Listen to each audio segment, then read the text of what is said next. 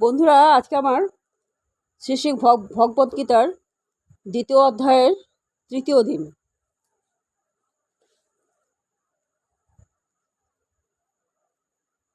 এব মুক্তা ঋষিকেশং গুড়াকেশং পরন্তপ নো যৎস ইতি গোবিন্দ মুক্তা তৃষ্ণিং তুষিং বভব বভুবহ। শ্রী প্রভুপাদের গীতার গান। সে কথা বলিয়া গুড়াকেশী পরতাপী ঋষিকেশে নিবেদিল যদিও যদিও প্রতাপী। হে গোবিন্দ, মোর দ্বারা যুদ্ধ নাহি হবে, যুদ্ধ ছাড়ি সেই বীর রহিল নীরবে। সঞ্জয় বললেন যে এইভাবে মনোভাব ব্যক্ত করে গুড়াকেশ অর্জুন তখন ঋষিকেশকে বললেন, হে গোবিন্দ, আমি যুদ্ধ করব না। এই বলে তিনি মৌন ছিলেন। ধৃতরাষ্ট্র যখন শুনলেন অর্জুন যুদ্ধ না করে ভিক্ষাবৃত্তি গ্রহণ করে জীবন ধারণ করবেন, তখন তিনি মনে মনে খুবই আনন্দিত হয়েছিলেন। কিন্তু তাকে নিরাশ করার মানুষে সঞ্জয় তাকে জানিয়ে দিলেন যে অর্জুন হচ্ছেন পরন্তপ, অর্জুন হচ্ছেন শত্রুর বিনাশকারী। যদিও অর্জুন পারিবারিক বন্ধনের মোহের বশবর্তী হয়ে সাময়িকভাবে মোহাচ্ছন্ন হয়ে পড়েছিলেন, কিন্তু তারপরে তিনি পরম গুরু ভগবান শ্রীকৃষ্ণের চরণে আত্মনিবেদন করে তার শিষ্যত্ব বরণ করেছিলেন। এই থেকে বোঝা যায় যে অর্জুন শীঘ্রই পারিবারিক বন্ধনের মোহ থেকে মুক্ত হয়ে আত্মজ্ঞান বা কৃষ্ণ ভাবনামৃত লাভ করবেন এবং ভগবানের নির্দেশে সেই যুদ্ধে রত হয়ে নির্মমভাবে শত্রু সংহার করবেন। এইভাবে ক্ষণস্থায়ী যে আশার আনন্দে ধৃতরাষ্ট্রের বুক ভরে উঠেছিল, তা অচিরেই অন্তর্হিত হল। তমু পাচ ঋষিকেশং প্রহসন্নিব ভারত সেনায়ুরভয় মধ্যে বিষিদন্ত মিদং বচ। শ্রী প্রভুপাদের গীতার গান। স্নিগ্ধ হাসি মনোহর ঋষিকেশ বলে, হে ভারত, অর্জুনের শুনিয়া সকলে যুদ্ধক্ষেত্রে সৈন্য মধ্যে হাসিয়া হাসিয়া উপদেশ করেন গীতা বিষণ্ণ দেখিয়া। হে ভরতবংশীয় ধৃতরাষ্ট্র, সে সময় স্মিত হেসে শ্রীকৃষ্ণ উভয় পক্ষের সৈন্যদের মাঝখানে বিষাদগ্রস্ত অর্জুনকে এইভাবে বললেন। দুই অন্তরঙ্গ বন্ধু ঋষিকেশ এবং গুড়াকেশের মধ্যে কথোপকথন হচ্ছিল। বন্ধু হিসেবে তারা দুজনেই ছিলেন সমপর্যায়ভুক্ত, কিন্তু তাদের মধ্যে একজন স্বেচ্ছাকৃতভাবে অপরের শিষ্যত্ব বরণ করলেন। শ্রীকৃষ্ণ সে সময় হাসছিলেন, কারণ তার বন্ধু তার শিষ্য হতে মনস্থ করেছিলেন। তিনি পরমেশ্বর, তাই তিনি সকলেরই নিয়ন্তা এবং ঈশ্বর, কিন্তু তা সত্ত্বেও তিনি তার ভক্তের বাসনা অনুযায়ী তাদের বন্ধু, পুত্র, প্রেমিক ও ভক্ত হিসাবে গ্রহণ করে, তাদের সঙ্গে সেই রকম সম্পর্ক স্থাপন করেন।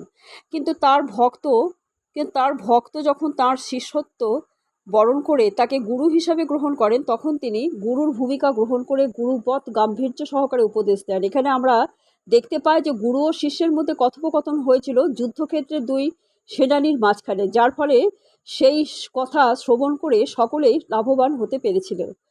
এর দ্বারা প্রমাণিত হয় ভগবদ্গীতার বাণী কোনো বিশেষ ব্যক্তি, সমাজ, সম্প্রদায়ের জন্য নয়। এই বাণী সকলের, শত্রু মৃত্যু নির্বিশেষে সকলেই এর যথার্থ মর্ম হৃদয়ঙ্গম করে ভগবানের চরণে শরণাগতি লাভ করতে পারে। অসহ্য বিষয়ে শোক করো তুমি বীর, প্রজ্ঞাবাদ ভাষ্যকর যেন কোনো ধীর। পণ্ডিত যে জন হয় শোক নাহি তার, মৃতদেহ নিত্য আত্মা সে জানে বিচার। পরমেশ্বর ভগবান বললেন যে তুমি প্রাজ্ঞের মতো কথা বলছো, অথচ যে বিষয়ে শোক করা উচিত নয় সেই বিষয়ে শোক করছো। যারা যথার্থই পণ্ডিত তারা কখনো জীবিত অথবা মৃত কারোর জন্যই শোক করেন না। শিষ্যরূপে ভগবানের কাছে আত্মসমর্পণ করা মাত্রই ভগবান অর্জুনের ভুল সংশোধন করার জন্য পরোক্ষভাবে তাকে মহামূর্খ বলে শাসন করতে লাগলেন। ভগবান তাকে বললেন যে তুমি প্রাজ্ঞের মতো কথা বলছো, কিন্তু প্রকৃত জ্ঞান তোমার নেই। যিনি জ্ঞানী তিনি জানেন দেহ কি এবং আত্মা কি, তাই তিনি জীবিত অথবা মৃত কোনো অবস্থাতেই দেহের জন্য শোক করেন না। পরবর্তী অধ্যায়ে ব্যাখ্যা করা হয়েছে যে প্রকৃত জ্ঞান হচ্ছে সেই জ্ঞান যা জড় দেহ এবং চেতন আত্মার মধ্যে পার্থক্য নিরূপণ করে এবং পরম নিয়ন্তা ভগবানের সঙ্গে আমাদের নিত্য সম্পর্কের কথা মনে করিয়ে দেন। অর্জুন যুক্তি দেখাচ্ছিলেন ধর্মীয় আচার অনুষ্ঠান করা রাজনৈতিক ও সামাজিক প্রয়োজনীয়তার থেকে অধিক গুরুত্বপূর্ণ, কিন্তু তিনি জানতেন না যে জড় পদার্থ, আত্মা এবং ভগবত সম্বন্ধীয় জ্ঞান ধর্মীয় আচার অনুষ্ঠান করার চাইতেও বেশি গুরুত্বপূর্ণ। এবং যেহেতু তার সেই জ্ঞান ছিল না, তাই তার পক্ষে পাণ্ডিত্যপূর্ণ যুক্তি দেখানো অনুচিত। তিনি পরম জ্ঞানের অধিকারী ছিলেন না, তাই তিনি অনর্থক শোক করছিলেন। জড়দেহের বিনাশ একসময় না একসময় হবে, কিন্তু আত্মা অবিনশ্বর, তার কখনোই বিনাশ হয় না। এই আত্মাই হচ্ছে জীবের প্রকৃত সত্তা। তাই দেহের বিনাশ হবার ভয়ে শোক করা নিতান্তই মূর্খতা। এই সত্য সম্বন্ধে যিনি অবগত তিনিই হচ্ছেন প্রকৃত জ্ঞানী এবং কোনো অবস্থাতেই জড়দেহের জন্য শোক করেন না। ন তেব্যাহং জাতু নাশং ন তং নেমে নেমে জনাধিপাং ন চৈব ন ভবিষ্যামি সাম সর্বে বয়মত পরম। তুমি আমি যত রাজা সম্মুখে তোমার, এরা সব চিরনিত্য করহ বিচার। পূর্বে এরা নাহি ছিল, পরে না থাকিবে, মূর্খের বিচার এই নিশ্চয় জানিবে। এমন কোনো সময় ছিল না যখন আমি, তুমি এবং সমস্ত রাজারা ছিল না, এবং ভবিষ্যতেও কখনো আমাদের অস্তিত্ব বিনষ্ট হবে না। বেদ, কণ্ঠ উপনিষদ এবং শ্বেতাসত্তর উপনিষদে বলা হয়েছে, কৃতকর্ম এবং তার ফল অনুসারে জীব যদিও বিভিন্ন অবস্থায় পতিত হয়, কিন্তু পরমেশ্বর ভগবান সর্ব অবস্থাতেই তাদের পালন করেন। ভগবান পরমাত্মা রূপে সকলেরই হৃদয়ে বিরাজ করেন। যে সমস্ত মহাত্ম অন্তরে এবং বাইরে পরমেশ্বর ভগবানকে দেখতে পান, তারাই কেবল প্রকৃত আনন্দের আস্বাদ লাভ করতে পেরেছেন। নিত্যানাং চেতনেশ্চত নানা মেকো বহুলাং যো বিদধাতি কামান তমাতস্থং যেহনু পশ্যন্তি ধীরাস তেষাং শান্তি শাশ্বতী নেত রেশামু। যিনি নিত্যের মধ্যে নিত্য, চেতনের মধ্যে চেতন, এবং যিনি এক হয়েও সকলের কামনা পূর্ণ করেন, যার দ্বারা তাঁরা অন্তরের অন্তঃস্থলে সর্বদাই তাকে দর্শন করেন এবং শাশ্বত শান্তি অনুভব করেন, কিন্তু যারা তার ওজন করে না, তারা কখনোই তা লাভ করতে পারে না। এই বৈদিক তত্ত্বজ্ঞান যা ভগবান অর্জুনকে দান করলেন, তিনি পৃথিবীর প্রতিটি মানুষকে, যারা নিজেদের মহাপণ্ডিত বলে জাহির করতে চায় কিন্তু বাস্তবিক পক্ষে যারা এক একজন মহামূর্খ, তাদের সকলকেই দান করলেন। ভগবান স্পষ্টভাবে বলছেন যে তিনি অর্জুন এবং সেই যুদ্ধক্ষেত্রে সমবেত সমস্ত রাজারা সকলেই তাদের ব্যক্তিগত সত্তা নিয়ে চিরনিত্য, এবং তিনি সমস্ত জীবকে তাদের বদ্ধ এবং মুক্ত উভয় অবস্থাতেই প্রতিপালন করেন। এমন নয় যে পূর্বে তারা ছিলেন না এবং ভবিষ্যতে থাকবেন না। তাদের সত্তা পূর্বে বর্তমান ছিল এবং ভবিষ্যতেও নিরবিচ্ছিন্নভাবে বর্তমান থাকবে। তাই কারো জন্য শোক করা নিতান্তই নিরর্থক। মায়াবাদীরা বলে থাকে যে আত্মা মায়ার আবরণ মুক্ত হয়ে নির্বিশেষে ব্রহ্মে বিলীন হয়ে যায় এবং তখন আর আত্মার নিজস্ব সত্তা থাকে না, এবং এরই নাম মুক্তি। ভগবান শ্রীকৃষ্ণ, যিনি সমস্ত জ্ঞানের আধার, তিনি এই সিদ্ধান্তকে অনুমোদন করেননি। অনেক সময় অনেকে আবার বলে থাকেন জড় জগতের সংস্পর্শে আসার ফলেই আমরা নিজেদের স্বতন্ত্র সত্তা বলে মনে করি। সেই সিদ্ধান্তকেই ভগবান অনুমোদন করেননি। ভগবান শ্রীকৃষ্ণ এখানে স্পষ্টভাবে বলছেন, ভগবানের নিজের এবং অন্য সকলের অস্তিত্ব শাশ্বত, কারো স্বতন্ত্র সত্তার বিনাশ কখনোই হয় না।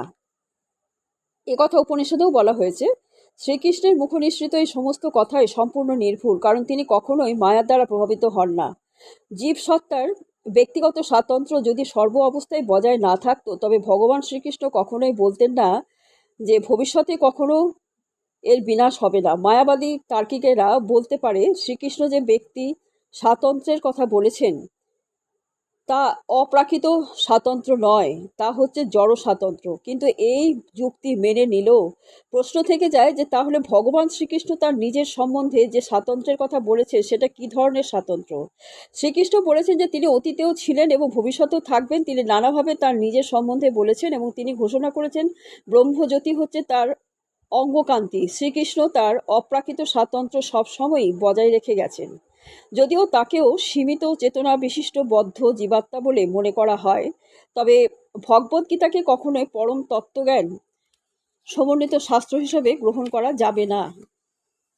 সীমিত জ্ঞান বিশিষ্ট ভ্রান্তিপূর্ণ সাধারণ মানুষ কখনোই পরম তত্ত্বজ্ঞানের শিক্ষা দিতে পারে না। ভগবদ্গীতা সাধারণ কাব্যগ্রন্থ নয়। সাধারণ মানুষের লেখা কোনো বইয়ের সঙ্গে ভগবদ্গীতার তুলনা করা চলে না। শ্রীকৃষ্ণকে যদি কেউ সাধারণ মানুষ বলে মনে করে, তবে তার কাছে ভগবদ্গীতার কোনো তাৎপর্য থাকতে পারে না। মায়াবাদী তার্কিকেরা বলে থাকে যে প্রচলিত রীতি অনুসারে এই শ্লোকে বহু বচনের ব্যবহার করা হয়েছে এবং তার জড়দেহকে বোঝাচ্ছে। কিন্তু পূর্ববর্তী শ্লোকে জড় দেহগত পরিচয়কে সম্পূর্ণভাবে অগ্রাহ্য করার পর প্রচলিত রীতি অনুসারে সেই জড় দেহগত পরিচয়কেই আবার অনুমোদন করা শ্রীকৃষ্ণের পক্ষে কি করা সম্ভব? কি করে সম্ভব? তাই স্পষ্ট বোঝা যাচ্ছে অপ্রাকৃত স্তরেও জীব স্বতন্ত্র আত্মারূপে বর্তমান থাকে। এই কথা রামানুজাচার্য ইত্যাদি মহৎ আচার্যেরা স্বীকার করে গেছেন। ভগবদ্গীতাতে বহু জায়গায় উল্লেখ করা হয়েছে যে এই অপ্রাকৃত স্বাতন্ত্র্য ভগবত ভক্তরা উপলব্ধি করতে পারেন। যারা পরমেশ্বর শ্রীকৃষ্ণের প্রতি ঈর্ষাপরায়ণ, ভগবদ্গীতার মতো মহৎ শাস্ত্রকে উপলব্ধি করার ক্ষমতা তাদের নেই। ভগবত ভক্তিহীন মানুষের ভগবদ্গীতা পাঠ করা মৌমাছির মধুর বোতল চাটার মতোই নিরর্থক। বোতল না খুললে যেমন মধুর স্বাদ পাওয়া যায় না, তেমনি ভগবানের ভক্ত না হলে ভগবদ্গীতার অন্তর্নিহিত তত্ত্ব উপলব্ধি করা যায় না। একথা চতুর্থ অধ্যায়ে বলা হয়েছে। ভগবানের অস্তিত্বে যে অবিশ্বাস করে তার সঙ্গে ভগবদ্গীতা স্পর্শ করাও সম্ভব নয়। তাই মায়াবাদীরা গীতার যে ভাষ্য দিয়ে থাকে তা সম্পূর্ণরূপে ভ্রান্ত এবং তা মানুষকে বিপদগামী করে। তাই শ্রী চৈতন্য মহাপ্রভু মায়াবাদীদের ভাষা পড়তে অথবা শুনতে নিষেধ করে গেছেন। কারণ মায়াবাদী ভাষ্যের দ্বারা একবার প্রভাবিত হলে ভগবদ্গীতার অন্তর্নিহিত তত্ত্বকে আর উপলব্ধি করতে পারা যায় না। বন্ধুরা, আজকে এই পর্যন্তই।